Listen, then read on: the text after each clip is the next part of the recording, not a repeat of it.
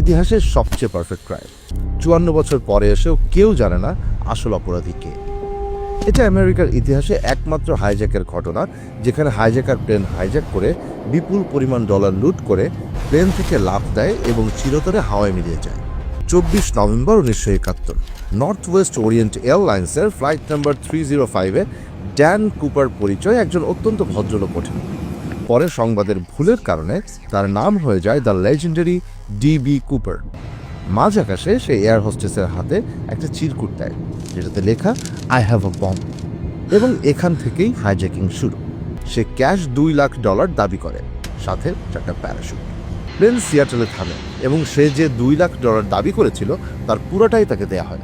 এরপর সে পাইলটকে আবার প্লেন উড়াতে বলে এবং বেশ নিচ দিয়ে স্লো স্পিডে মেক্সিকোর দিকে যাওয়ার অর্ডার দেয়, আর পেছনের দরজা খোলা রাখতে বলে, কারণ কুপারের মাথায় ছিল একটা ইনসেইন প্ল্যান। অন্ধকার ঝড়ের রাত, বরফ শীতল বাতাস, কোনো জিপিএস নাই, ট্র্যাকার নাই, বাইরে কোনো কিছু দেখার উপায় নাই। এর মধ্যে সে পেছনের দরজা খুলে লাফ দেয়, আর ওটাই ছিল কুপারকে শেষবারের মতো দেখা। আমেরিকার ইতিহাসে one of the biggest investigations শুরু করলো এফবিআই। পাহাড়, নদী, বন, কিচ্ছু বাদ থাকলো না। হাজারো মানুষকে জিজ্ঞাসাবাদ করা হলো, এভরি থিওরি ইনভেস্টিগেটেড, কিন্তু কোথাও কুপারের কোনো চিহ্ন পাওয়া গেল না। কোনো লাশ না, কোনো প্যারাশুট না, কিচ্ছু না। 9 বছর পর একটা নদীর ধারে তার কিছু ডলারের বান্ডিল মিলেছিল, আর এ কারণেই এই ঘটনাকে বলা হয় দ্য মোস্ট পারফেক্ট ক্রাইম।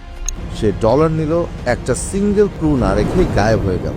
আজ পর্যন্ত কাউকে অ্যারেস্ট করা যায় নাই। এফবিআই পর্যন্ত তার পরিচয় বের করতে ফেল করছে। কুপার কি সেদিন রাতে মারা গেছিল, নাকি সেফলি কোথাও ল্যান্ড করছিল, কেউ জানে না। আর কোনো আশা না দেখে ঘটনার 45 বছর পর 2016 সালে এফবিআই অফিসিয়ালি তদন্ত বন্ধ করে দেয়। আজকের দিন পর্যন্ত এটাই আমেরিকার একমাত্র আনসলভড প্লেন হাইজ্যাকের ঘটনা, and truly the most perfect crime ever committed.